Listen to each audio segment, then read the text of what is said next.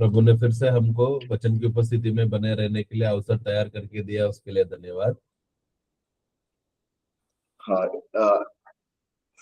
ഇന്ന് നമ്മള് ഒരു പ്രത്യേക വിഷയമാണ് കൈകാര്യം ചെയ്യുന്നത്. അതായത് നമ്മൾ വിശ്വസിക്കുന്ന ദൈവം, അതായത് പിതാവ്, പുത്രൻ, പരിശുദ്ധാത്മാവാം ദൈവം, ത്രിയേക ദൈവം. ഇതുപോലെ സാത്താന്യമായ തൃത്വമുണ്ട്. അപ്പൊ ആ സാത്താന്യ തൃത്വത്തിൽ സാത്താന്റെ ലക്ഷ്യം നമ്മളിൽ കൊണ്ടുവരുന്നത് എങ്ങനെയാണ് എന്നുള്ളതാണ് നമ്മൾ ചിന്തിക്കുന്നത്. आज का एक विषय जो है खास विषय है। जैसा हम लोग ईश्वरत्व में हम देखते समय में पिता, पुत्र, पवित्र आत्मा को हम देखते हैं, परमेश्वर जिसको हम लोग त्रिएक परमेश्वर हम कहते हैं, उसी रीति से शैतान का कार्य में जब देखते समय में शैतान भी कभी उसका दल में 3 लोग हैं, जिसके विषय में किस रीति से लोग मंडली के खिलाफ कार्य करते हैं करके ये विषय को हम देखेंगे। നമ്മള് മത്തായി സുവിശേഷം 25-ാം അധ്യായം അതിന്റെ 41-ാം വാക്യത്തിൽ കർത്താവ് ഇടത്തുള്ളവർ പറയുന്നത് സാത്താനും അവന്റെ ദൂതന്മാർക്കും ഒരുക്കിയിരിക്കുന്ന നിത്യ അഗ്നിയിലേക്ക് പോകുകയും, അപ്പം നിത്യ അഗ്നി എന്നുള്ളത് प्रभु जब न्याय करते समय में मत्ती का पुस्तक उसका 25वां अध्याय उसका 41 वर्स में वहां पर प्रभु कहते समय में जो उनका बाएं और के लोग थे, प्रभु ने उनको कहा कि तुम लोग जो श्रापित लोगों को कहता है कि शैतान और उसके दूतों के लिए तैयार किया हुआ नरक में तुम लोग जाओ करके प्रभु वहां पर कहता है। അപ്പോൾ അവിടെ കർത്താവ് വിളിക്കുന്നത് ശപിക്കപ്പെട്ടവരെ എന്നാണ്. और उन लोगों को प्रभु वहां पर श्रापित लोग करके प्रभु कहता है। ദൈവം അവരെ ശപിക്കുന്നതല്ല, കർത്താവ് അവരെ ശപിക്കുന്നതല്ല, കാരണം അവര് ശപിക്കപ്പെട്ടവരായി പോയി. तो वहां पर ऐसा नहीं है कि परमेश्वर उनको श्राप देता है, बल्कि वो लोग श्रापित हो गए। എങ്ങനെയാണ് ശപിക്കപ്പെട്ടവരായി പോയത്? किस रीति से वो लोग श्रापित हो गए? അതായത് നമ്മൾ ഏദൻ തോട്ടത്തിൽ കേടുള്ള വചനം, ദൈവത്തിന്റെ സത്യവചനം നിരസിച്ച് കേടുള്ള വചനം സ്വീകരിച്ചാണ് മനുഷ്യൻ ശപിക്കപ്പെട്ടവരായി തീർന്നത്.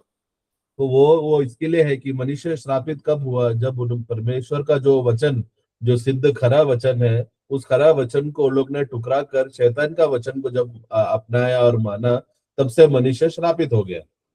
അപ്പോൾ അതുപോലെ ആ കേടുള്ള വചനത്താൽ ജനിച്ച മനുഷ്യനെ രക്ഷിക്കാൻ, ന്യായപ്രമാണത്തിന് കീഴിലുള്ളവരെ രക്ഷിക്കാൻ കർത്താവായ യേശു ക്രിസ്തു പിതാവിന്റെ പ്രതിരൂപമായി ഭൂമിയിൽ വന്ന് ജഡമെടുത്ത് പിതാവിനെ വെളിപ്പെടുത്തി. പിതാവ് സ്നേഹസമ്പന്നനാണ്, കരുണാസമ്പന്നൻ. ഇതുപോലെ സാത്താന്റെ പുത്രനായിട്ട് അന്തിക്രിസ്തു വരും. അന്തിക്രിസ്തുവും ജഡത്തിൽ വന്നിട്ട് 7 വർഷക്കാലം തന്റെ പിതാവായ സാത്താന്റെ പ്രകൃതി വെളിപ്പെടുത്തുന്ന ഒരു കാലഘട്ടമുണ്ട്. അതിനാണ് അന്തിക്രിസ്തു എന്ന് വിളിക്കുന്നത്. जिस रीति से मनुष्य जात जो श्रापित हो गया, अशुद्ध हो गया, जिसकी वजह से परमेश्वर का दिव्य स्वभाव को दर्शाने के लिए, परमेश्वर जो प्रेम है, दयालु है, कृपालु है करके, वो दिव्य स्वभाव को दर्शाने के लिए यीशु मसीह मनुष्य रूप लेकर आकर इस दुनिया में जीकर परमपिता परमेश्वर का स्वभाव को दिखाया। उसी रीति से हम देखते समय में शैतान भी उसी बात को कॉपी करके, रेप्लिकेट करके, वो अपना पुत्र को जो है मसीह विरोधी, जो एंटी क्राइस्ट है, वो इस दुनिया में जैसे यीशु शरीर रूप धारण लेकर आया, देहधारी हुआ, उसी रीति से शैतान भी एक दूत को बेचकर, अपना पुत्र को बेचकर, जो मसीह विरोधी है, वो भी क्या करेगा? देहधारी होकर इस दुनिया में जिएगा और मसीह विरोधी अपना पिता जो शैतान है उसका स्वभाव को दुनिया में प्रकट करेगा। 7 साल यहाँ पर वो कार्य करेगा। അപ്പൊ അന്തിക്രിസ്തുവിന്റെ രൂപത്തോട് മനുഷ്യജാതിയെ അനുരൂപരാക്കുക എന്നുള്ളതാണ് സാത്താന്റെ പ്രവർത്തനം. അന്തിക്രിസ്തുവിന്റെ കൂടെ കള്ളപ്രവാചകൻ എന്ന ഹോളി സ്പിരിറ്റിന് പകരം, ഹോളി സ്പിരിറ്റിന് തുല്യമായിട്ട് ഹോളി സ്പിരിറ്റിനെതിരായി കള്ളപ്രവാചകനും, ക്രിസ്തുവിനെതിരായി അന്തിക്രിസ്തുവും, പിതാവായ ദൈവത്തിനെതിരായി ഡ്രാഗൻ മഹാസർപ്പവും പ്രവർത്തിക്കും. तो उस रीति से जैसा तत्व में पिता, पुत्र में और तत्व में पवित्र आत्मा भी है, उसके खिलाफ है शैतान ने जो पवित्र आत्मा के विरुद्ध कार्य करने के लिए, जो मनुष्य को बहकाने के लिए, परमेश्वर से दूर करने के लिए जो अपना धन में लाया हुआ एक व्यक्ति है, झूठा भविष्यवक्ता। जिस रीति से परमेश्वर है पिता, पुत्र, पवित्र आत्मा, उस रीति से शैतान भी त्रिएक बनकर, यानी कि उसका भी दल, 3 लोग दल बनकर परमेश्वर के खिलाफ कार्य कर रहा है। जहां पर पवित्र आत्मा के विरुद्ध झूठा भविष्यवक्ता है, मसीह के विरुद्ध मसीह विरोधी है, और पिता परमेश्वर के विरुद्ध शैतान जो अग्नि सर्प है, जो सर्प का रूप है, वो वहां पर कार्य करता है।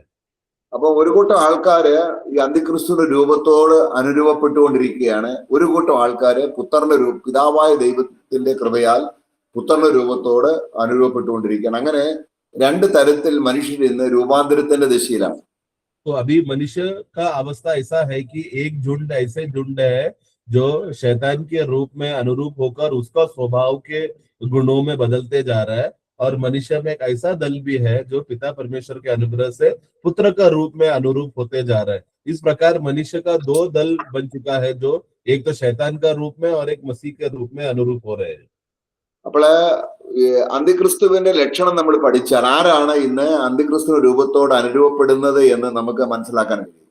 इसके लिए आज हमें समझना है कि कौन लोग हैं, जो दल के लोग जो मसीह विरोधी के एंटी क्राइस्ट के रूप में के समान बनते जा रहे हैं करके हम देखेंगे।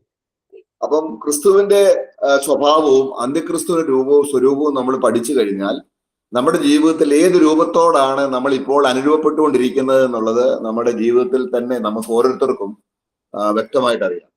तो मसीह का स्वभाव को और मसीह विरोधी का स्वभाव को जब हम लोग पढ़ेंगे तो तब विश्वासियों को आज मालूम पड़ने लगेगा कि मनुष्य जात वास्तव में किसके रूप में बनते जा रहे करके। അപ്പൊ കേടുള്ള വചനത്താൽ അന്തിക്രിസ്തുവിന്റെ രൂപത്തോട് മനുഷ്യർ അനുരൂപപ്പെട്ടുകൊണ്ടിരിക്കുകയാണ്. അപ്പോൾ അന്തിക്രിസ്തുവിന്റെ സ്വഭാവവും യേശുക്രിസ്തുവിന്റെ സ്വഭാവവും താരതമ്യപ്പെടുത്തുമ്പോൾ നമ്മൾ ശരിക്കും രക്ഷിക്കപ്പെട്ടവരാണോ, നമുക്ക് രൂപാന്തരം ഉണ്ടോ, അല്ലെങ്കിൽ നമ്മൾ ചെന്നെത്തുന്നത് എവിടെയാണ് എന്നുള്ളതിനെ കുറിച്ച് ഒരു വിശദീകരണം നമുക്ക് ഇന്നത്തെ ക്ലാസ്സിൽ പഠിക്കാൻ കഴിയും. तो आज हम लोग वचन के द्वारा हम लोग पढ़ेंगे कि कौन सा प्रकार का वचन, सही खरा वचन या झूठा वचन या झूठा उपदेश सुनकर किस रीति का गुण के स्वभाव में हम लोग बदलते जा रहे हैं करके इस विषय में वचन को पढ़ते समय में हमको मालूम पड़ेगा। അപ്പം സാത്താൻ പ്രവർത്തിക്കുന്നത് പിതാവിനെതിരെയായിട്ട് സാത്താൻ ഡ്രാഗൻ മഹാസർപ്പമായിട്ടും സാത്താന്റെ പുത്രനായിട്ട് ഈ ഭൂമിയിൽ യേശു വന്നതുപോലെ കർത്താവ് വന്നതുപോലെ ജഡമെടുത്ത് ഈ ഭൂമിയിൽ അന്തിക്രിസ്തുവായിട്ട് സാത്താന്റെ പുത്രനായിട്ട് വരുമ്പോൾ കള്ളപ്രവാചകൻ എന്ന നിലയിൽ ഹോളി സ്പിരിറ്റിനോട് ചേർന്ന് അല്ലെങ്കിൽ ഹോളി സ്പിരിറ്റിനെതിരെ നിന്നുകൊണ്ട് കർത്താവിനോട് ചേർന്ന് ഹോളി സ്പിരിറ്റ് നിന്നതുപോലെ ഈ അന്തിക്രിസ്തുവിനോട് ചേർന്ന് കള്ളപ്രവാചകനും പ്രവർത്തിക്കും. അപ്പൊ അവരുടെ പ്രവൃത്തി എന്താണ്? അത് നേരെ ഓപ്പോസിറ്റ് ആണ് യേശുക്രിസ്തുവിന്റെയും സഭയുടെ യഥാർത്ഥ സഭയുടെയും പ്രവൃത്തി. तो इसके लिए आज जिस रीति से इस दुनिया में परमेश्वर ने अपना पुत्र को भेजकर मनुष्य जात का उद्धार के लिए जो कार्य किया था, तो पिता परमेश्वर के विरुद्ध कार्य करता है शैतान, जो सर्प है, महासर्प है, जो हमेशा परमेश्वर के खिलाफ कार्य करता है।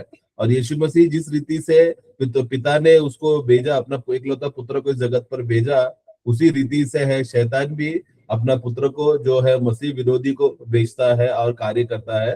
और जैसा पवित्र आत्मा कार्य करता है, उसी के विरुद्ध कार्य करता है झूठा भविष्यवक्ता।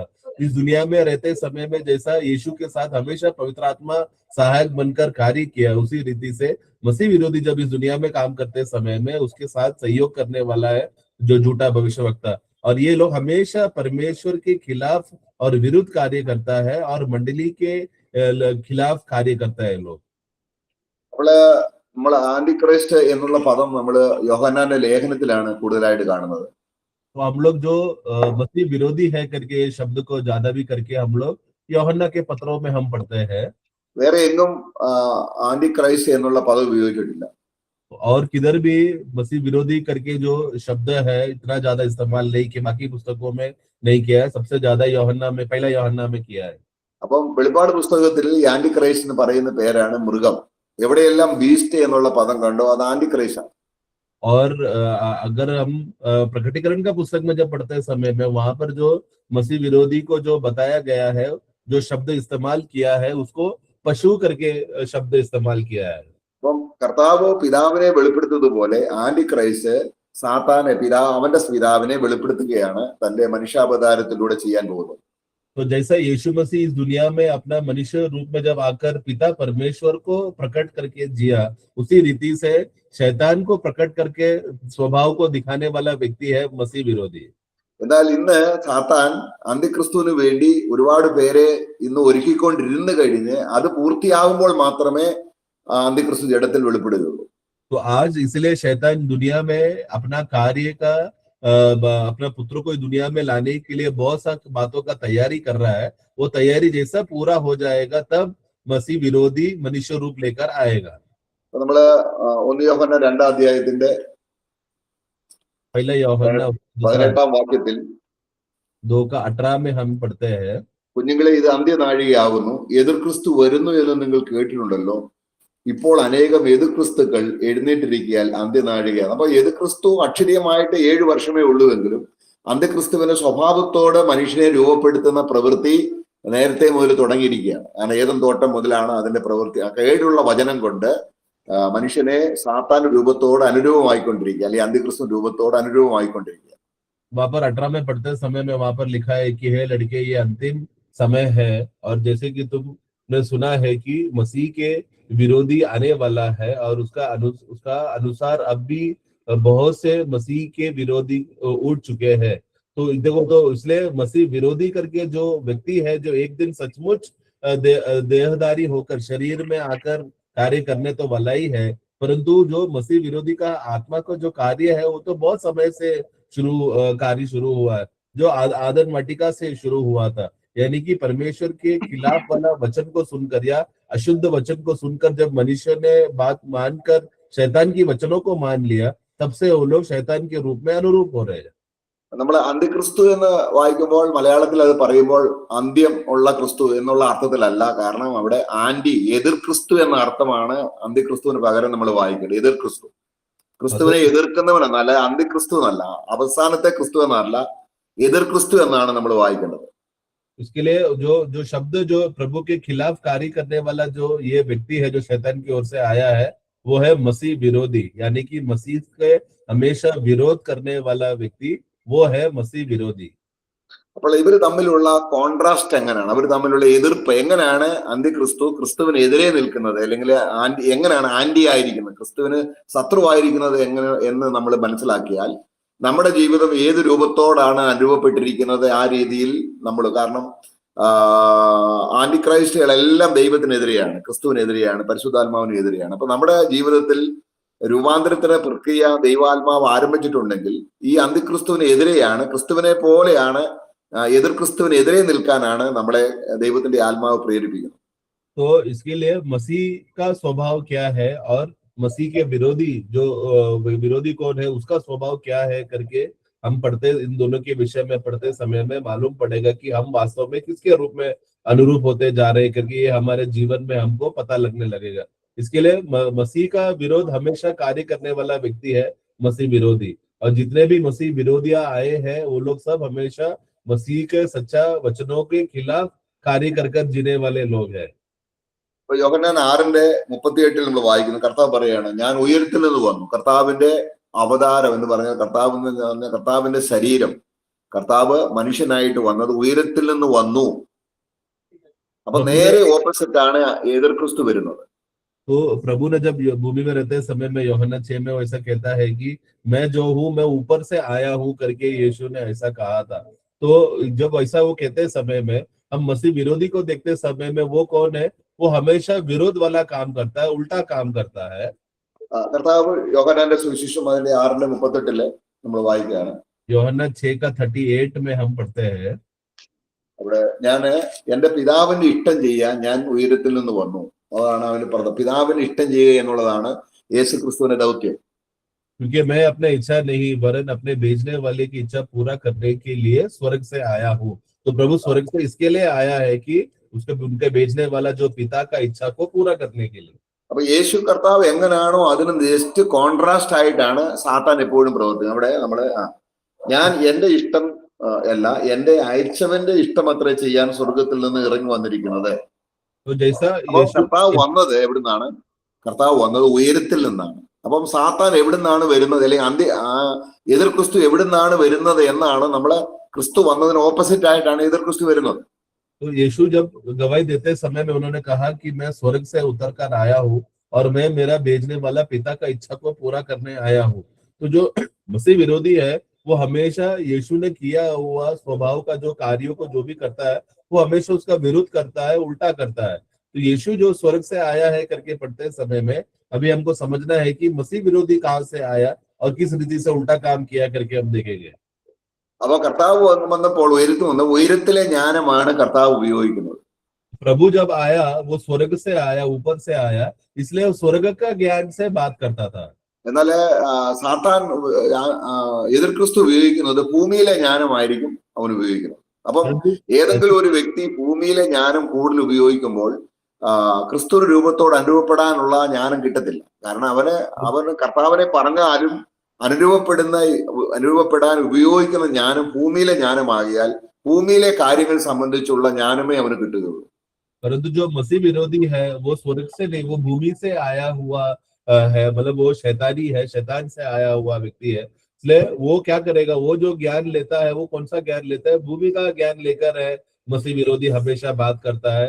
इसके लिए जो कोई भी विश्वासी लोग भूमि का ज्ञान का आश्रय कर कर बात करते हैं समय में समझना उसमें जीवन का बात नहीं है, मसीह का ज्ञान उसमें नहीं रहता, क्योंकि वो भूमि से बात किया, क्योंकि प्रभु स्वर्गीय बात से, स्वर्ग के ज्ञान से वो बात करता था।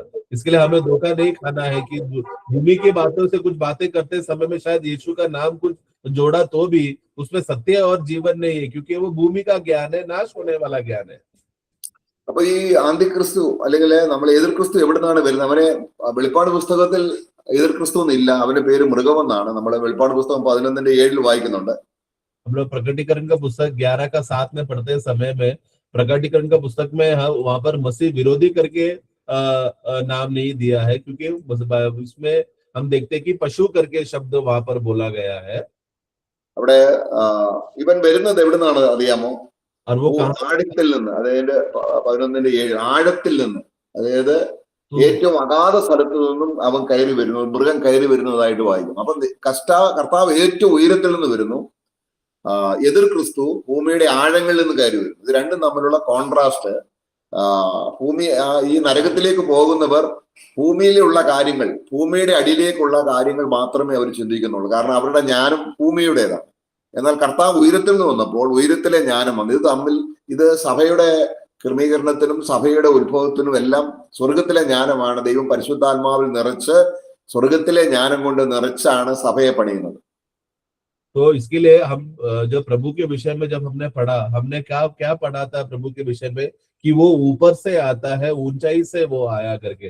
परंतु मसीह विरोधी जब आते समय वो कहाँ से आता है, उसका सर कहाँ पर है करके प्रकटीकरण का पुस्तक 11:7 में पढ़ते समय में हम देखते हैं कि जो पशु, जो मसीह विरोधी है, वो कहाँ से आया, अखाद कुंड से वो आया, अगाध कुंड से, यानी कि जो नीचे से है, नरक का अवस्था से वो आया है और मनुष्य और भूमि में रहकर वो कार्य करता है। तो नरकीय स्वभाव का, भूमि का स्वभाव का जो नाश होने वाला स्वभाव से है वो कार्य करता है, जिसका विपरीत में हम देखते हैं कि प्रभु यीशु मसीह जो स्वर्ग से आया है, ऊंचाई का बात करके स्वर्गीय ज्ञान से मसीह लोगों को वो ज्ञान देकर मसीह का स्वभाव में बदलने के लिए आया था। കർത്താവ് മനുഷ്യനായിട്ട് വന്നപ്പോൾ, ഉയരത്തിൽ വന്നപ്പോൾ തന്നെത്താൻ താഴ്ത്തി. കാരണം താൻ പദവികളെല്ലാം വിട്ട്, ദൈവം എന്നുള്ള ഭാവം വിട്ട് താൻ തന്നെത്താൻ താഴ്ത്തിയാണ് കർത്താവ് സ്വർഗത്തിൽ നിന്നും ഭൂമിയിലേക്ക് ഇറങ്ങി വന്നത്. प्रभु यीशु मसीह जब इस दुनिया में आया, तो जब वो ऊंचाई से आया, स्वर्ग से आया, क्या किया, वो अपने आप को नम्र कर दीन करके आया। मनुष्य बनते समय में उनका स्थान क्या था, नम्र और दीन स्वभाव का था। कुछ भी वो जो ऊंचा और जो सबसे महान था वो पदवी छोड़कर उन्होंने क्या किया, अपने आप को नम्र और दीन करके आया। ഫിലിപ്പിലെ 2:8 വാക്യത്തിലുണ്ട് കർത്താവ് താഴ്ത്തി. അപ്പോൾ അഗാധത്തിൽ നിന്നും ആന്തിക്രിസ്തു കടന്നു വരുമ്പോൾ, അല്ലെങ്കിൽ എതിർ ക്രിസ്തു വരുമ്പോൾ അവൻ തന്നെത്താൻ ഉയർത്തുന്ന എതിരാളി. നമ്മൾ 2 തെസ്സലോനിക്ക ലേഖനം 2:4. അപ്പം ക്രിസ്തുവിനും ആന്റിക്രൈസ്റ്റിന് നേരെ ഓപ്പോസിറ്റ് ഉള്ള സ്വഭാവമാണ്. परंतु जब मसीह विरोधी जब वो आएगा, वो कहाँ से आया है, वो अधः कुंड से जो आया हुआ व्यक्ति, वो क्या करता है, वो जब भूमि ऊपर आते समय में हम देखते हैं कि हम लोग 2 तेस्सलोनिके उसका 2:4 में हम लोग पढ़ते समय में वो विरोधी क्या करता है, वो परमेश्वर के खिलाफ जो बलवा करने वाला, डींग मारने वाला, अपने आप को स्वयं ऊंचा उठाने वाला स्वभाव करके वो आने वाला व्यक्ति है। मसीह का स्वभाव के विषय में फिलिपियों का पुस्तक 2 में हम पढ़ते हैं कि अपने आप को नम्र दीन करके दास का रीति से आने वाला व्यक्ति। परंतु विरोधी कैसा आया है, वो बलवा करते हुए ऊंचा घमंडी होकर ऊंचा पद में बैठकर वो अपने आप को ऊंचा उठाकर आता है। ഫിലിപ്പിൻ ലേഖനം 2:8 നേരെ കോൺട്രാസ്റ്റ് ആയിട്ടാണ് നമ്മൾ 2 തെസ്സലോനിക്ക 2:4 വായിക്കുന്നത്. तो फिलिपियों का पुस्तक 2:8 में जो यीशु मसीह का स्वभाव है, जिन्होंने अपने आप को नम्र दीन करके आया करके, यीशु मसीह उसका एकदम उल्टा स्वभाव दिखाया है मसीह विरोधी ने, जो दूसरा थिस्सलुनी 2:4 में पढ़ते समय में हम देखते हैं।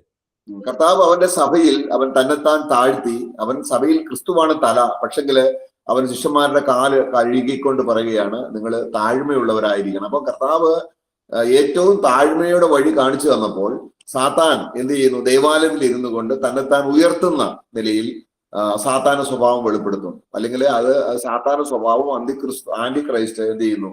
തന്റെ ജഡ അവതാരത്തിലൂടെ വെളിപ്പെടുത്തുകയാണ്. तो मसीह जब इस दुनिया में रहते समय, मसीह कौन है? वो मंडली का सिर है, परंतु मंडली का सिर होने के बावजूद भी उन्होंने चेलों को क्या सिखाया? वो प्रभु यीशु मसीह स्वयं झुककर चेलों का पैर धोकर एक दूसरे को तुम लोग सेवा करना करके नम्र और दीनता का स्वभाव प्रभु ने मंडली में, कलीसिया में सिखाया।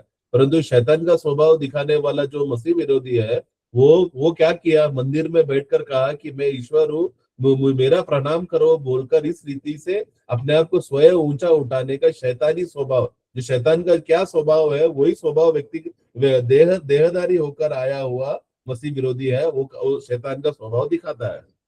കർത്താവ് തന്റെ മനുഷ്യത്വത്തിൽ ഭൂമിയിലായിരുന്നു. നമ്മൾ യശയ്യാവിന്റെ പുസ്തകം 53 ആ വാക്യങ്ങളൊക്കെ നമ്മൾ വായിക്കുന്നുണ്ട്.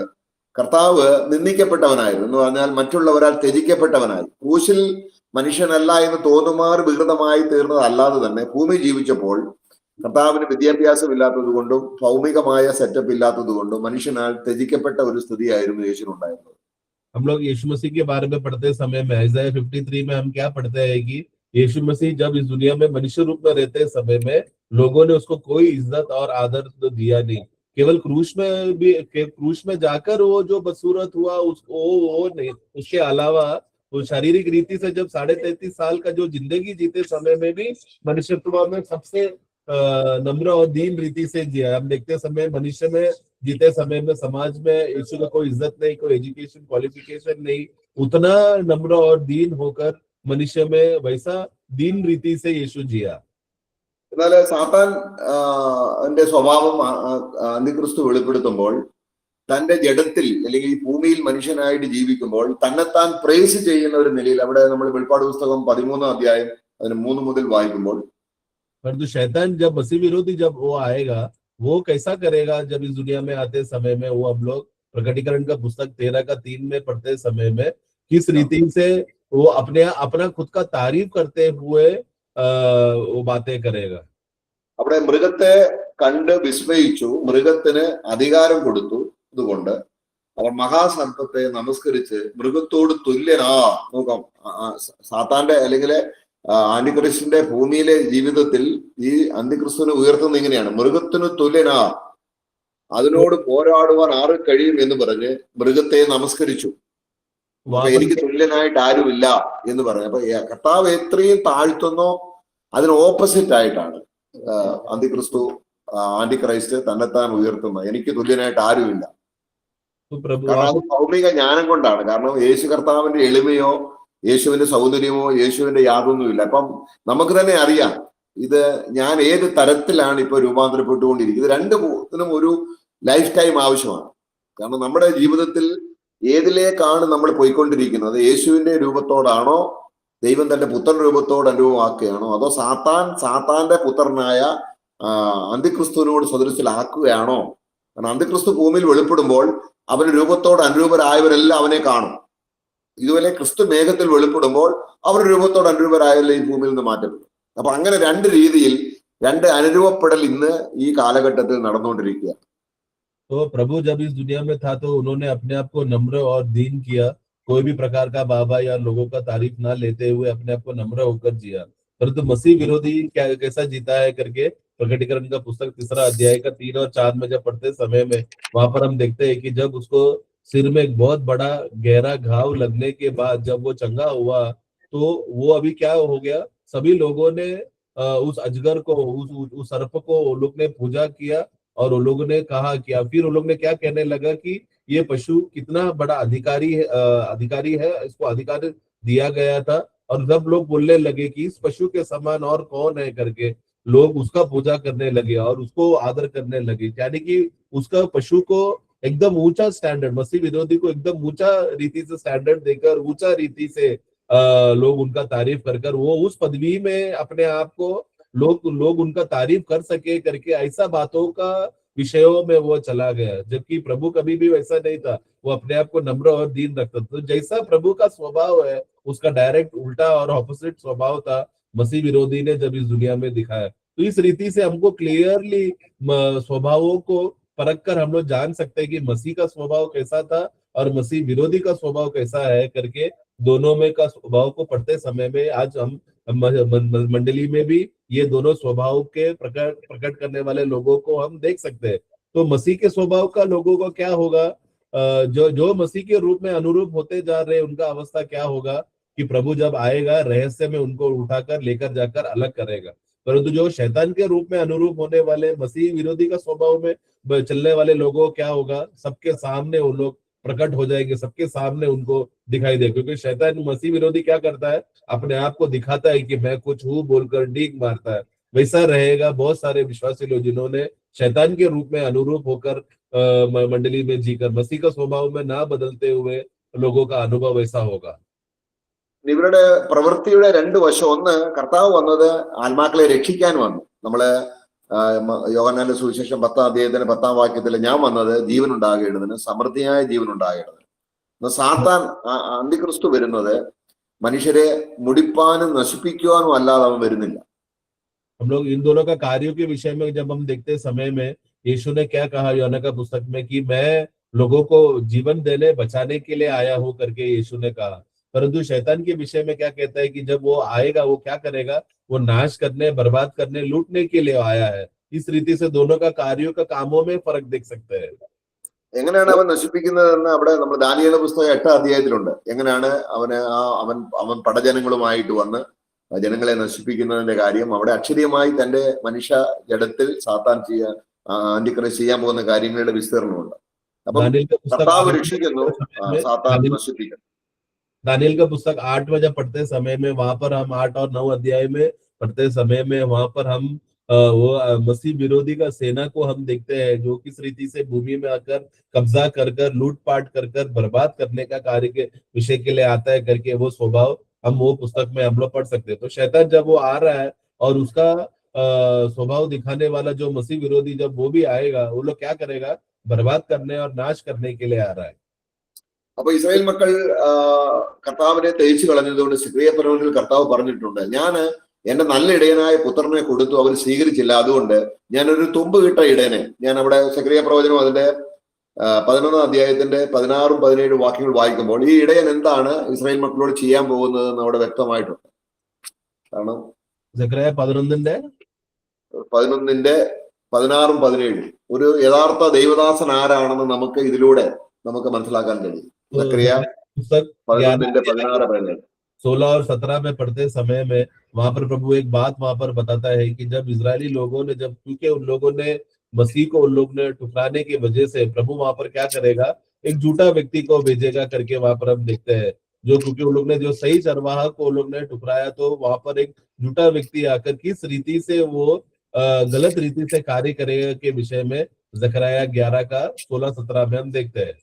അവിടെ വായിക്കാണ് 11-ന്റെ സെക്കരായ 11-ന്റെ 16-17 ഞാൻ ദേശത്തിൽ ഒരു ഇടയനെ എഴുന്നേൽപ്പിക്കും, അവൻ കാണാതെ പോയതിനെ നോക്കുകയോ ചിതറിപ്പോയതിനെ അന്വേഷിക്കുകയോ മുറിവേറ്റതിനെ പൊറുപ്പിക്കുകയോ ചെയ്യാതെ ദീനമുള്ളതിനെ പോറ്റുകയോ ചികിത്സിക്കുകയോ ചെയ്യാതെ തടിച്ചവയുടെ മാംസം തിന്നുകയും കുളമ്പുകളെ കീറിക്കളയുകയും ചെയ്യും. എന്നിട്ട് പറയുകയാണ് അതിന്റെ 16-17 വാക്യങ്ങൾ വായിക്കുമ്പോൾ ആട്ടിൻകൂട്ടത്തെ ഉപേക്ഷിച്ച് കളഞ്ഞ് അവരുടെ തടിച്ച ആടുകളെ തിന്നുന്ന ഒരിടയൻ. वहां पर जो मसीह विरोधी जब वो आएगा वो क्या करेगा, जो प्रभु जब आता है, चरवाहा का स्वभाव क्या था, वो लोगों को मदद करने के लिए, घायल लोगों को चंगा करने के, इस रीति से भलाई करने के लिए वो आता था। परंतु मसीह विरोधी जब वो आएगा क्या करेगा, जो मोटों का मांस को खाने के लिए और चोरों को और खोरों को फाड़ देने के लिए वो आएगा करके मसीह विरोधी का स्वभाव को हम यहाँ पर हम देखते हैं।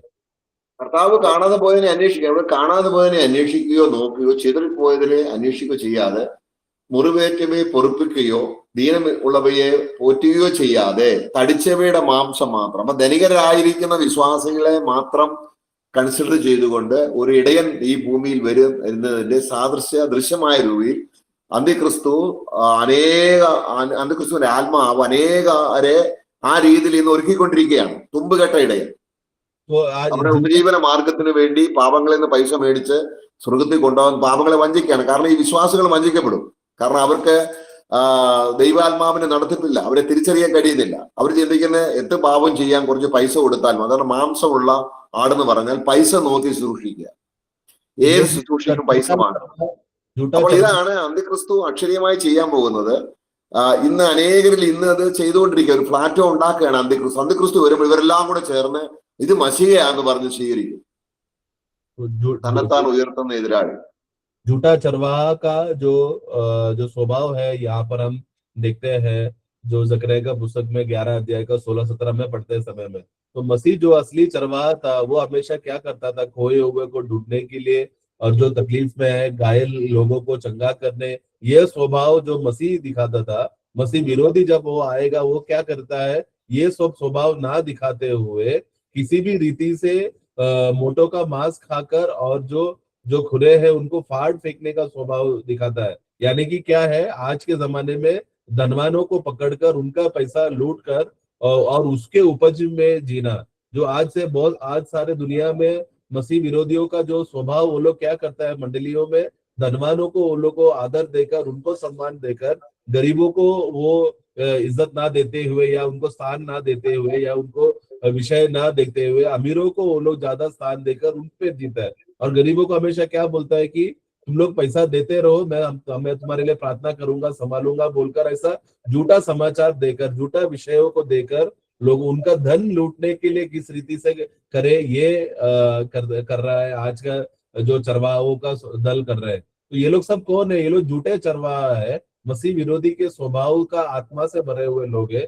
और ये लोग क्या करेंगे, ये लोग असली मसीह विरोधी को जगह स्थान देने के लिए वो लोग आज तैयारी कर रहे हैं, ताकि आज ये जो मसीह विरोधी के लोग, जो सेना है, जो लोग कर रहे हैं, वो लोग एक प्लेटफॉर्म बना रहे हैं, तैयारी कर रहे हैं, ताकि असली जब मसीह विरोधी आएगा उसको स्थान दे सके। तो आज लोगों को झूठा खबर देकर, झूठा संदेश देकर, उनका धन को लूट पाट कर क्या कर रहा है, वो लोग ऐसा प्लेटफॉर्म तैयार कर रहा है। जब मसीह विरोधी आएगा तो सब लोग बोलेंगे कि ये असली मसीह आया बोलकर उस मसीह विरोधी की ओर वो लोग मोड़ेंगे। അപ്പോൾ അവന് ഈ കർത്താവ് എങ്ങനെയാണ് കാരണം കാണാതെ അന്വേഷിക്കുകയാണ്, മുറിവുള്ളതിനെ മുറിവ് കെട്ടുകയാണ് എന്ന് പറഞ്ഞ് ശുശ്രൂഷിക്കുകയാണ്. അവൻ ശുശ്രൂഷ എടുക്കാനല്ല, ശുശ്രൂഷിപ്പാനും അനേകർക്ക് വേണ്ടി തന്നെ ജീവനെ മറുപടിയായി കൊടുപ്പാനും അത്രേ ഞാൻ വന്നിരിക്കുന്നു. परंतु प्रभु कैसा था, प्रभु हमेशा नम्र होकर, दीन होकर, खोए हुए लोगों को ढूंढने के लिए वो आया, और जो घायल था उन पे ऊपर मलम पट्टी लगाकर उनको चंगा कर उनका देखभाल करने का ऐसा सेवा था प्रभु यीशु मसीह का। तो प्रभु यीशु मसीह कभी सेवा पाने के लिए नहीं, बल्कि सेवा करने के लिए वो आकर बहुतों को उद्धार का रास्ते में लेकर आने के लिए था प्रभु इस दुनिया में आया था। അപ്പൊ അവര് ഈ അന്ത്യക്രിസ്തുവിന്റെ ആൾക്കാർ ചെയ്യുന്നതെന്ന് ചോദിച്ചാൽ, അവര് കൃപാവരം എന്നൊരു കാര്യം എടുത്തുകൊണ്ടാണ് അവര് ദൈവത്തിന്റെ ദാസനാണെന്ന് തെളിയിക്കുന്നത്. കൃപാവരം കർത്താവ് അതിന് എതിരാ. കർത്താവ് പറയുന്നത് വരമല്ല ഫലമാണ് ഒരു യഥാർത്ഥ ഇടയൻ ആരാണെന്ന് തെളിയിക്കുന്നത്. तो इसके लिए ये जो मसीह विरोधी के जो दल के लोग हैं, या मसीह विरोधी के आत्मा के लोग, आज जो झूठे चरवाहा लोग हैं, उन लोग सबसे बड़ा क्या करते हैं, दान को पकड़कर, मेरे पास ये दान है, मेरे पास ये अनुग्रह है, मैं ये दान करता हूँ बोलकर लोगों को हमेशा दानों में फंसा कर, आत्मा का दान ऐसा है वैसा है बोलकर दानों में वो लोग फोकस कर लोगों को भटकाता है। लेकिन प्रभु ने हमेशा एक विषय प्रभु ने कहा था कि चरवाहा का पहचान उसका दान में नहीं बल्कि उसका फल में है, प्रभु ने कहा था। സമയം അതിക്രമിച്ച് ഞാൻ ചുരുക്കുകയാണ്. സാത്താൻ വരുന്നത് the son of perdition, son of sinners എന്ന് പറഞ്ഞാല് സാത്താന്റെ പുത്രനായിട്ടാണ്. എന്നാൽ കർത്താവ് വന്നത് പിതാവിന്റെ പുത്രനായിട്ടാണ്. ലേഖനം അതിന്റെ 2-ാം അധ്യായത്തിന്റെ 3-ാം വാക്യം, നാശത്തിന്റെ പുത്രൻ അല്ലെങ്കിൽ കർത്താവാണ് ദൈവപുത്രൻ. ജസ്റ്റ് ഓപ്പോസിറ്റ് ആയിട്ടുള്ള കാറ്റഗറിയാണ് ഇവർ രണ്ടുപേരും. तो प्रभु जब यहाँ पर आते समय में वो दुनिया में कैसा वो पहचाना गया है, परमेश्वर का पुत्र करके पहचाना गया था।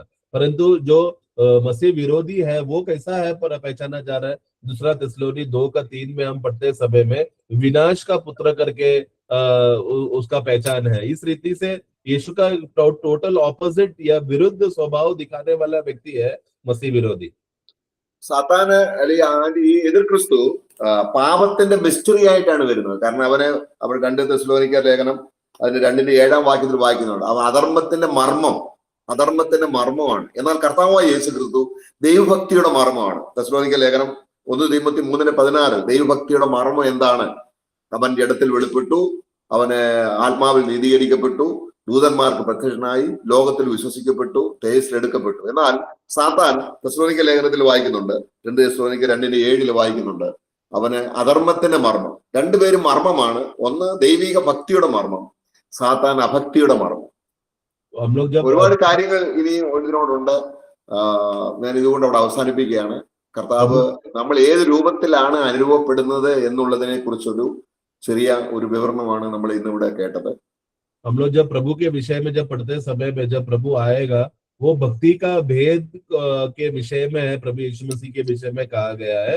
अर्थात वो जो शरीर में जो प्रकट हुआ, आत्मा में धर्मी ठहराया गया, स्वर्गदूतों से देखा गया, इस रीति से वो एक भक्ति का भेद को प्रकट करते हुए, उसका भेद है भक्ति असली में क्या है करके समझने के लिए उसका भेद को खुलासा करने आया हुआ व्यक्ति है यीशु मसीह।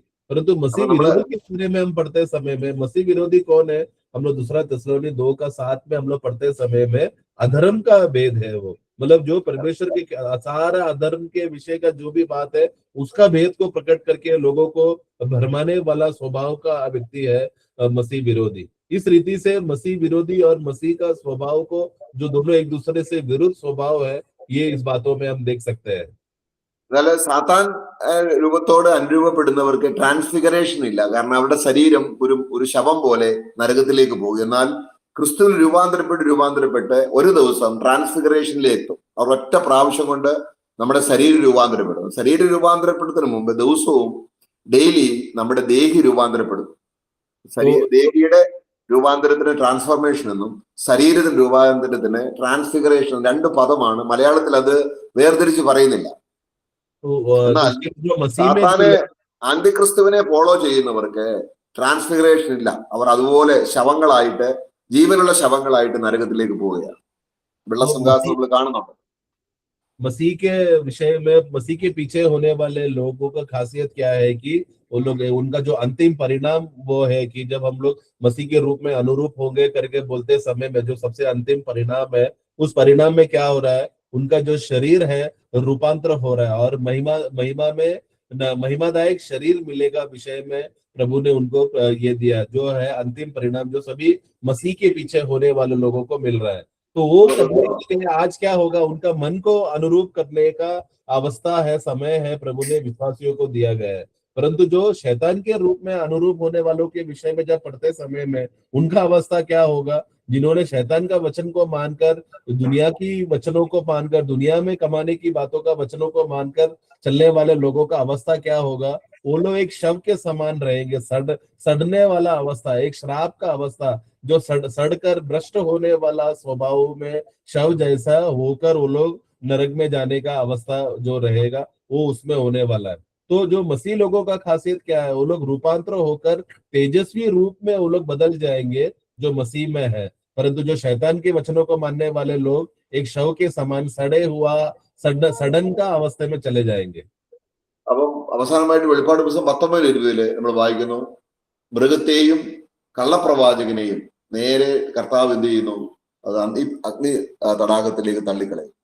और फिर हम लोग आखिरी में रेवलेशन 19 में जब पढ़ते समय में वहां पर हम देखते हैं कि जो शैतान है, मसीह विरोधी है, झूठा भविष्यवक्ता को है, ये लोग सबको आग के झील में डाल दिया गया है करके हम पढ़ते हैं।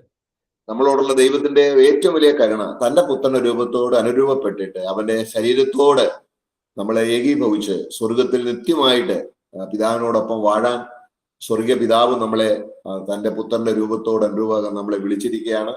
നമുക്ക് ആ വിളിയെ ഉൾക്കൊള്ളാം. പിന്നെയും അത് നമ്മുടെ ലക്ഷ്യമായിരിക്കട്ടെ. കർത്താവ് നമ്മെ സഹായിക്കട്ടെ.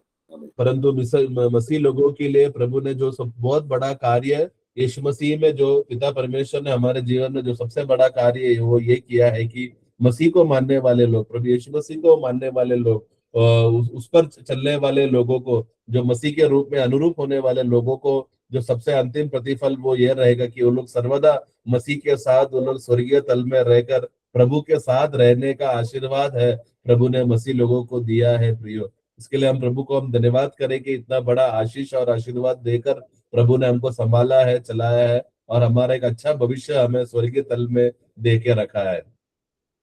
പ്രാർത്ഥിക്കാം. ദൈവത്തിന്റെ പേരിൽ പ്രാർത്ഥിച്ചു. प्रभु हम सबको सहायता करे, हमें। സ്നേഹവാനായ നല്ല കർത്താവേ, സ്വർഗീയ പിതാവേ, ഞങ്ങൾക്ക് ഇപ്രകാരം